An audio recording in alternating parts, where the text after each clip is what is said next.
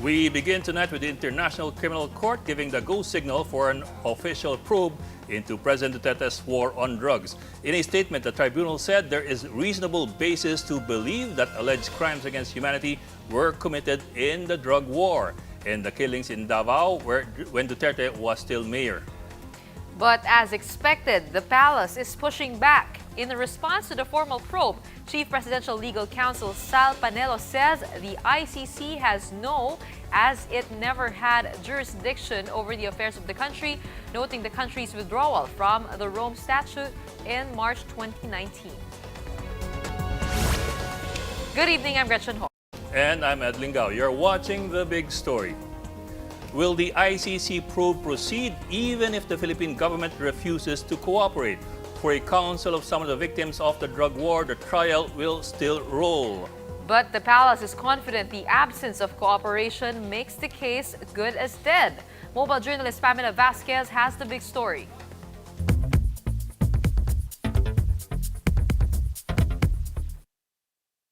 With overwhelming joy and trepidation, that's how families of the victims of the government's war on drugs welcome the news that the International Criminal Court has decided to proceed with an investigation. The National Union of People's Lawyers, or NUPL, which represents some of the families, has vowed full cooperation throughout the process. It says it doesn't matter even if the Duterte administration does not participate. The ICC process will continue. The witnesses will submit their testimony and evidence during the investigation with or without the cooperation of the President of the Philippines. But we're still a long way off from any decision. Pre-trial investigations can run from 1 month to as much as 4 years. The trial proper in general takes 6 or more years. Presidential Legal Counsel Salvador Panelo has already said ICC investigators would not be permitted to enter the country.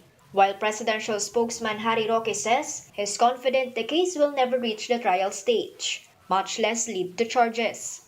Ang aking prediction po, matutulog lang po yung kasong yan dahil in the absence of cooperation, lalong-lalo na sa kapulisan, wala po talagang ebidensya na makakalap.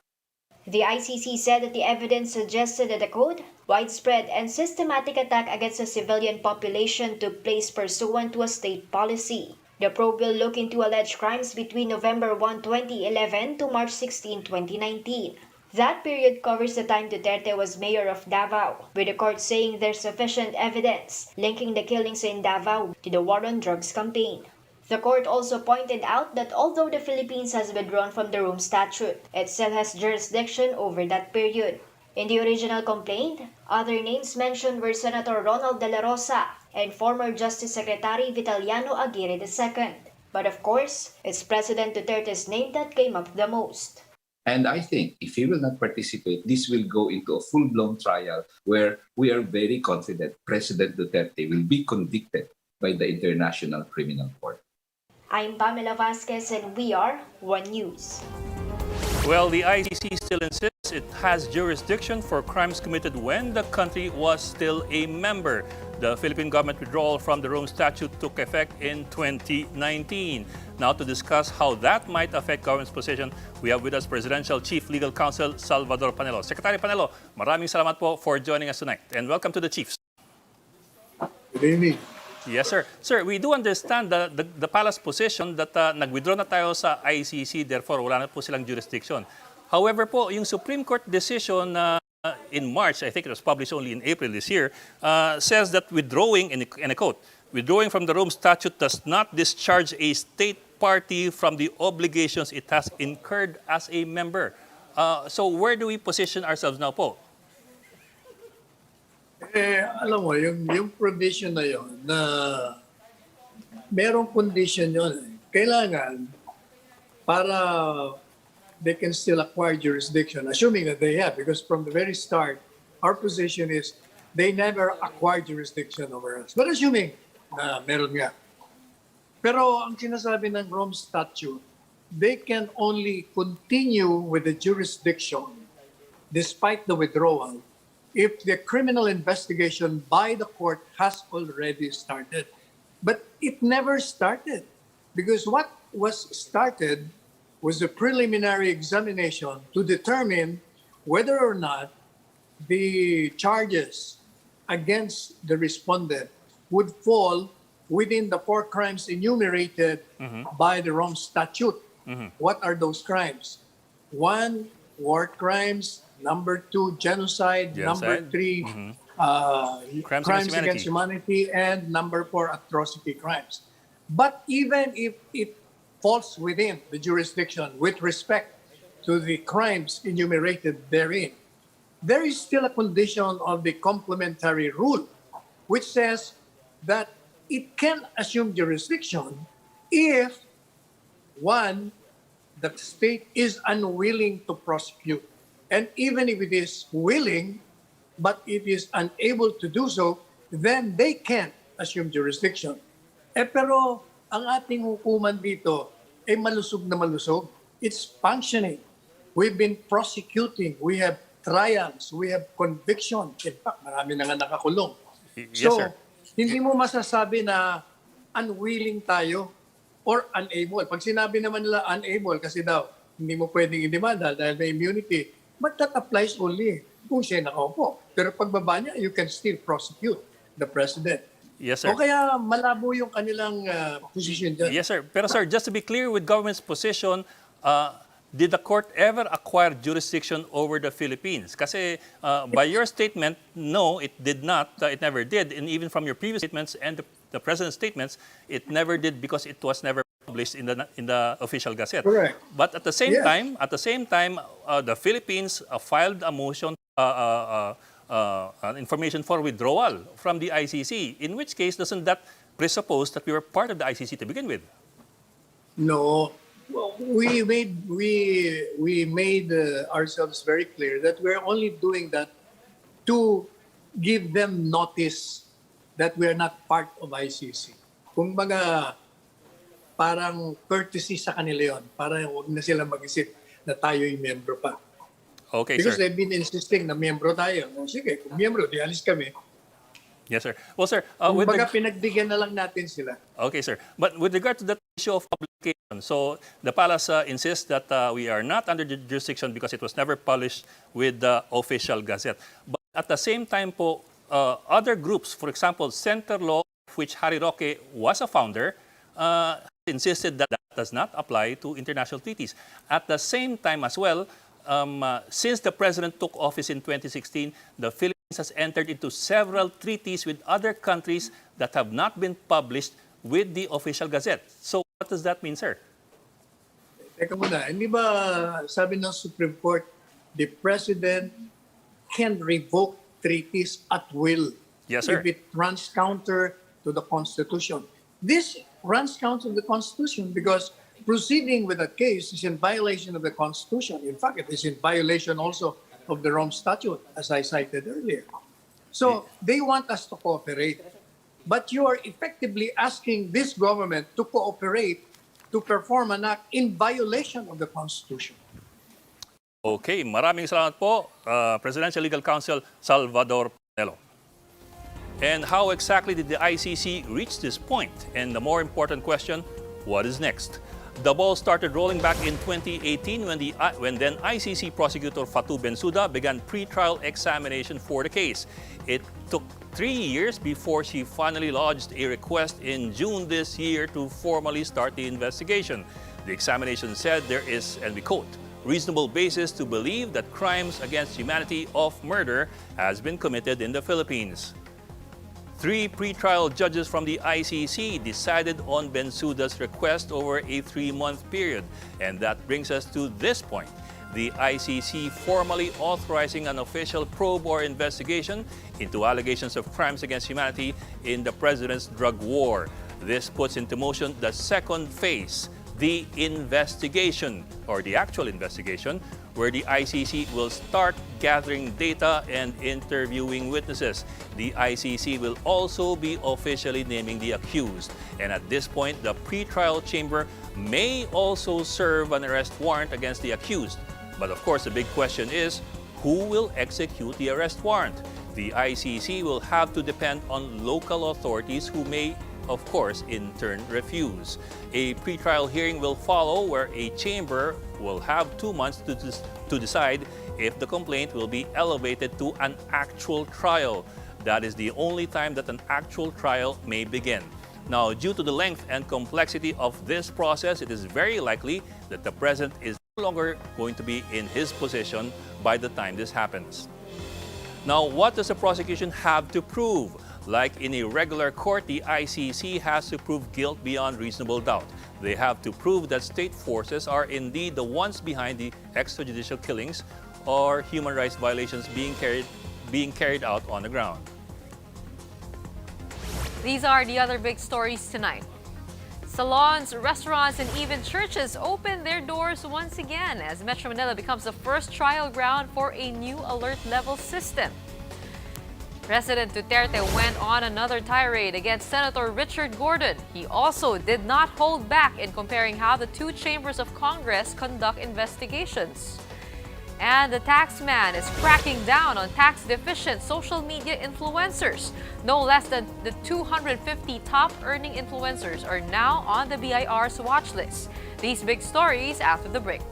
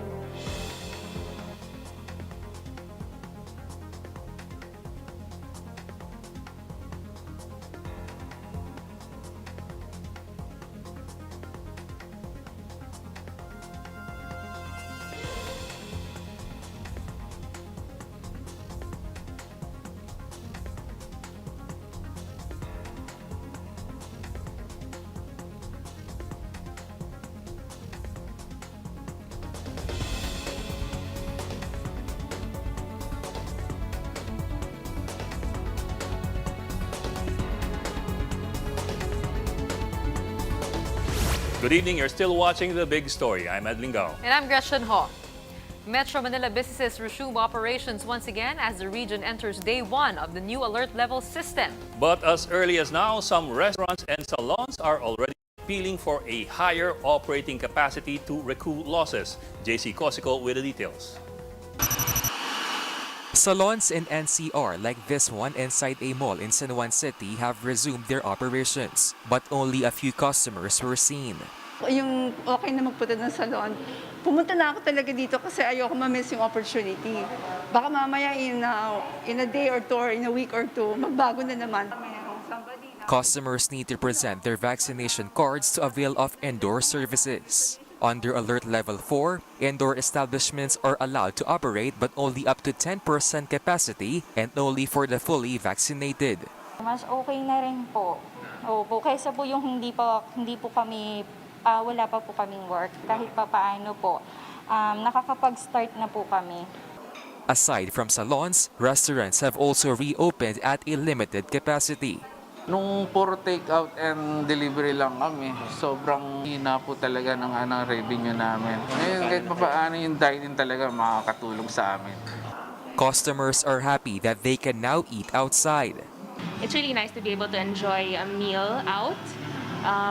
And I feel comfortable as well knowing that the staff is fully vaccinated and I'm dining amongst vaccinated customers as well.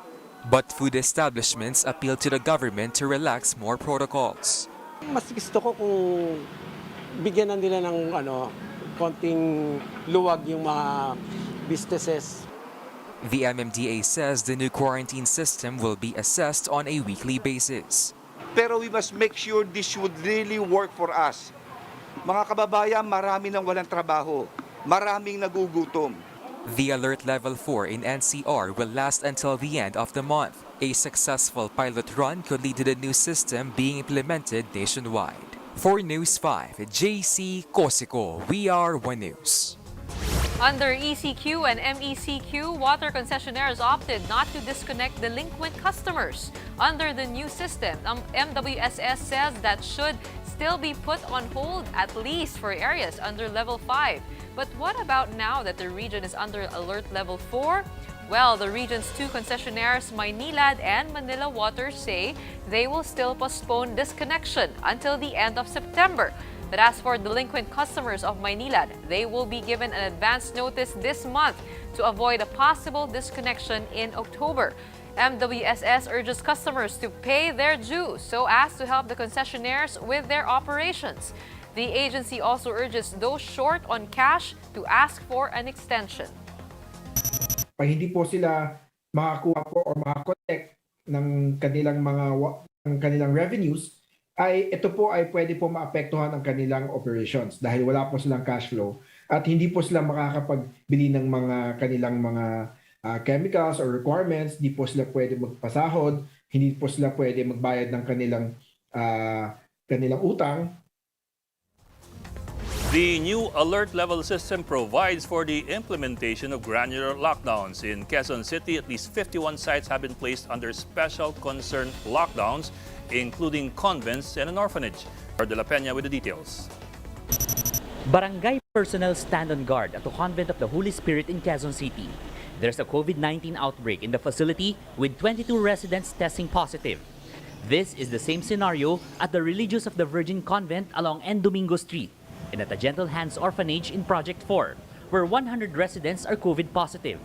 These are just 3 of the 51 sites in Quezon City which have been put under special concern lockdown.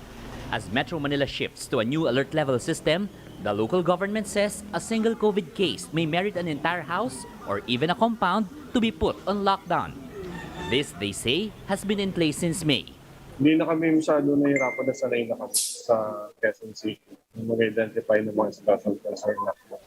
But it still takes some getting used to for some barangay personnel. In Barangay Piñahan, looking after 5 compounds along 2 different streets 24/7 is no easy feat. Since naidagdag sa atin ito, nahahati ngayon yung tao in terms of, for example na lang, sa clean and green, kailangan kong bumunot ng tao doon para magsama ng bantay. The QC local government will place another compound under special concern lockdown tonight in Barangay UP Village. Officials have asked residents for support. Dapat kumalma tayo at isipin natin yung higher goal ng pagla-lockdown at susuportahan naman tayo ng ating local government. The LGU has guaranteed that they will be providing for the needs of those affected. For News 5, Gerard De La Peña, we are One News.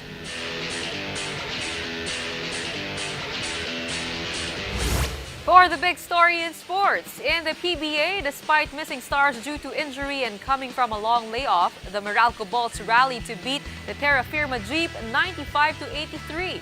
Without Chris Newsome and Cliff Hodge, 6 different Meralco players finished in double-digit scoring to fend off the slumping Jeep. Bong Quinto scored a game-high 17 points to help Meralco improve to 6-2 and keep alive their hopes for twice-to-beat advantage in the quarterfinals. In the second game, the NLEX Road Warriors finally put an end to its 3-game slide. The Road Warriors scored a 90-73 victory over the winless Blackwater Bossing, boosting its chances for a quarterfinal slot. The Bossing, meanwhile, recorded its 18th straight loss, tying the longest losing skid in PBA history. Time for another quick break. When we return, the president isn't letting up on his tirades against the Senate, particularly against Senator Richard Gordon. But the upper chamber says they will not be distracted. And social media influencers are considered self-employed. That's why the BIR is now investigating at least 250 top-earning influencers if they've been paying taxes correctly. The details after the break.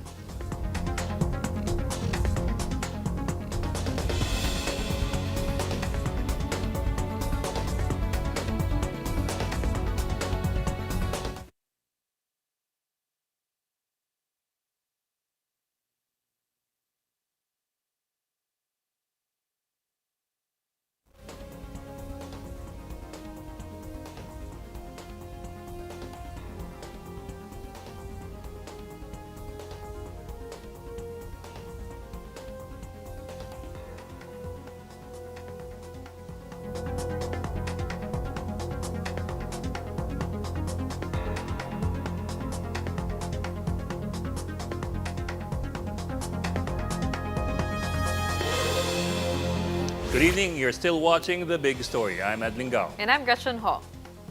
President Duterte again lashes out at the Senate over its probe into alleged anomalies in the procurement of COVID-19 supplies. Now, this time, the president accuses Senate Blue Ribbon Committee Chairman Richard Gordon of being a fraud, noting that witnesses in the case are better off facing House lawmakers. Maricel Halili with the details. President Duterte has nothing but praises for the lower house over what he called a fair hearing on the government's alleged purchase of overpriced medical supplies. That's a far cry from his tirades against the Senate probe, led by Blue Ribbon Committee Chairman Senator Dick Gordon. In the House, everybody were given a chance. Were able to complete their story with no pathological legislator with bullying you to no end.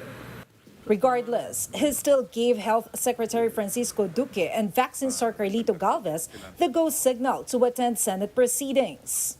Just to allow Gordon to show more of his stupidity. Kaya pabalik ko sila. However, the president threatened to use his executive power if senators fail to control Gordon. We do not want to quarrel with you guys, but kung marindahan ninyo yan si Gordon, otherwise, we will come to a head. He then reiterated his call for the Commission on Audit to review the Philippine Red Cross, saying that its chairman, Senator Gordon, is using it as his milking cow. I am ordering the Solgen Calida to write a letter and ask Aguinaldo to conduct immediately an audit dyan sa Red Cross na yan. Senators, on the other hand, assure the public that they will not be distracted by Duterte's comments. Gordon said these statements are designed to make them lose focus. But he vows that they will still continue the probe as the evidence is overwhelming and strong. Senate President Tito Soto added that their investigations never brought any harm to the nation and that senators will simply ask questions to the witnesses and give their recommendations. He says it's still up to the ombudsman to prosecute. For News 5, Maricel Halili, We Are One News. The Bureau of Internal Revenue is set to investigate an initial list of 250 social media influencers to look into their tax compliance. In a report to Finance Secretary Sonny Dominguez, the BIR said it issued letters of authority to select influencers found to be top earners in their field. The probe covers 250 social media influencers, but the Bureau did not release any names. The BIR said influencers who earn from posts are classified as self-employed and should pay income tax and percentage tax. In world news, Australia, the US, and the UK launched a historic security pact for the Indo-Pacific region. Under the partnership, America and Britain will provide technology and capability for Australia to deploy nuclear-powered submarines. The US and its allies are looking for ways to push back on China's military power and influence over the South China Sea, although the country was not mentioned. Chinese Foreign Ministry spokesman Zhao Lijian decries the move as damaging peace and security and intensifying an arms race.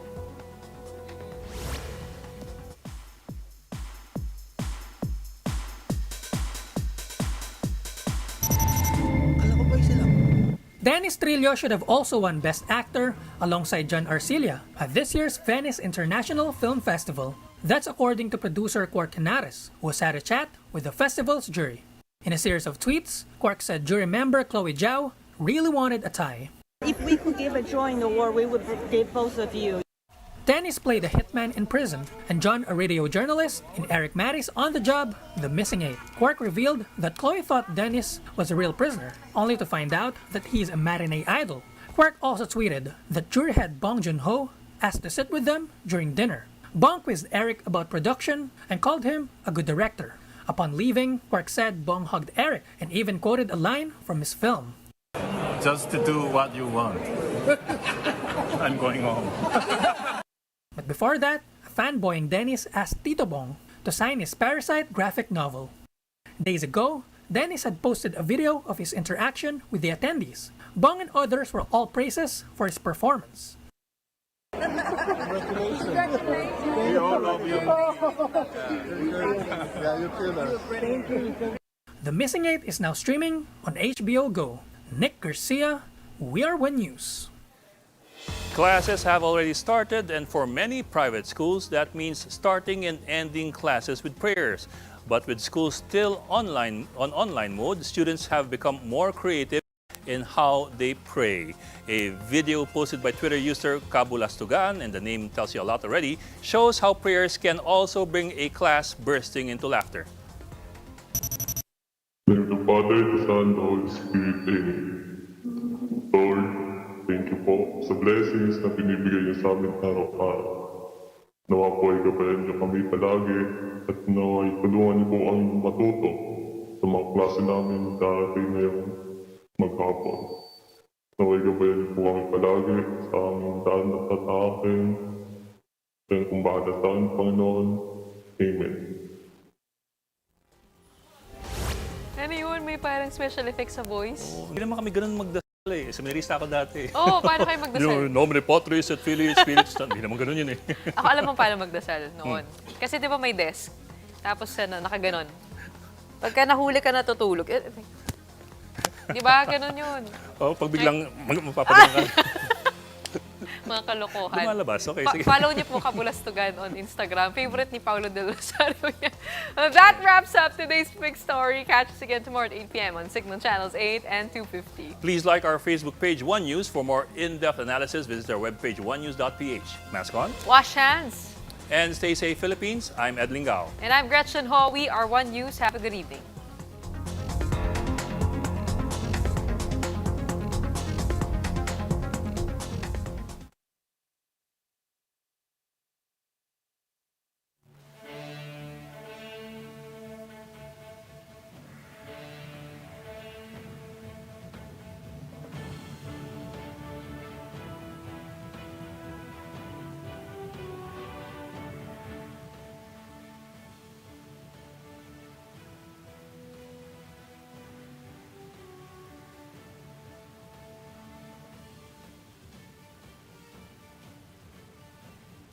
ko kanina pang umaga, umikot ako eh.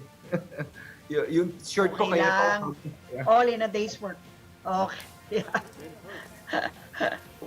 Nako, busy ka, syempre. Ang dami mong minonitor ngayon, ha? One day notice sa Yeah. mails eh, kaya biglaan. Oo, grabe. Although, matagal na rin namang pinaplano. Yes. Pero yung yung specifics, yun yung medyo Pero ang hinabol, nakakatuwa, kanina sa pag-ikot ko, masaya tao eh. Parang they're looking forward eh. So we have to balance na wag naman umikot yung sakit, di ba? Yun lang. Right. Well, you have a Bye-bye. distinct advantage because NCR is actually already quite vaccinated. I mean, marami-rami na rin, no? Yes. So, pero still, no, the threat is still there because yung hospital, tsaka critical care utilization is just talagang, overflow na eh. Yun naman ang iikutin ko tomorrow, mga hospitals. We will try to rally the Sir, medical. nako sir, nawawala yung signal. Nawawala ba ako? Yes, Nawawala. yes sir. Nawawala Sir, po? yes sir. Ay, ako yata. Baka Sandali. po ako. No, okay kayo. Hindi kayo nawawala. Ako ba nawawala? Hindi po ma'am. Ay, hindi po sir. Okay. Thank you. Ay, si Lucci ang Ayan. nag-freeze. Ako, okay na. Hindi, Ay, can you hear me? Can you adjust hear me? Mic test? Yeah. Mic test? Yeah. Okay, Doc. I'm okay na. Ma'am,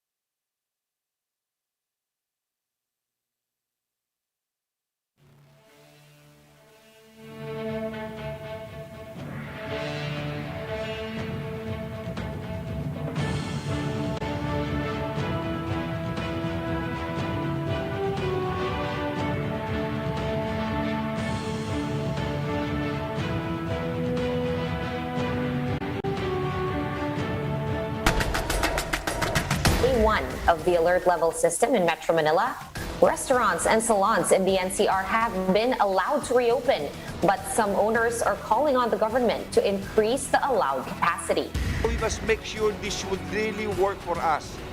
Mga kababayan, marami nang walang trabaho. Maraming nagugutom.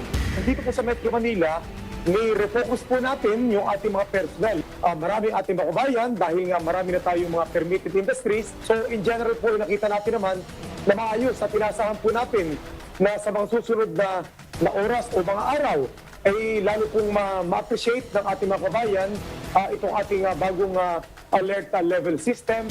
We are still at war, and I know that the economy is an issue, but let us not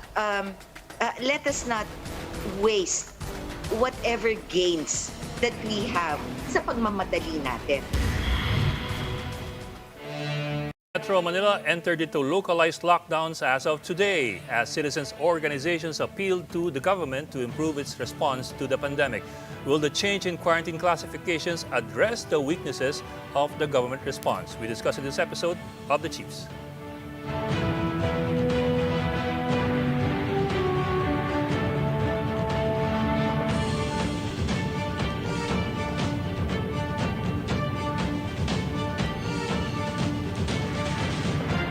Welcome to this Thursday edition of The Chiefs. I'm Ed Lingao. And also with us is Luchi Cruz Valdez, the head of News 5. And in a few minutes, also joining us will be Ana Marie Pamintuan of the Philippine Star. Luchi, magandang gabi. Hi, Ed. Yes, Good anong malaking evening. istorya ngayon? Yung ICC, I suppose? Well, of course, yes, the ICC na talagang hindi susuko. Meron naman siyang legal reasons, yes. Pero mahaba-haba pang proseso. Kumbaga kung if you draw parallels with the Philippine judicial system, parang kakadaan pa lang niya sa piskal. Talaga, yeah. Tsaka hindi Pasimula lang pa. yun ang storya ngayon. Siyempre, yung ding birada niya na mas favored niya ang congressional hearing. Oo nga naman. Bakit kaya? Yes, a Senate hearing. Marami siyang kakampi, siyempre. Obvious ba? Wala akong sinabi. Ikaw nagsabi nun. Laban sa Senado. Hindi naman kailangan i-analyze yun, obviously. Pero, yeah, tuloy pa rin. So, yan ang mga abangan pa rin natin. Yeah, and of course, let's not forget, and this is our main topic for tonight, yung pagsimula ng granular lockdowns along with the 4-level alert system. And that's why we have with us tonight MMDA Chairman Benhur Abalos. Chairman Abalos, maraming salamat po for joining us tonight. And welcome back to the Chiefs. Salamat, Good evening, Chairman. Ed. Luchi, Ed, sa lahat po ng mga nanonood, good evening po. Parang maganda po yung t-shirt nyo. Ano yan? I love MMDA. I love Metro Manila. Ayun. Okay. Di ba? Okay yan, okay yan. Ganyan ang commitment. Kung magsuot Tsaka po ako niyan. positive thinking. Kung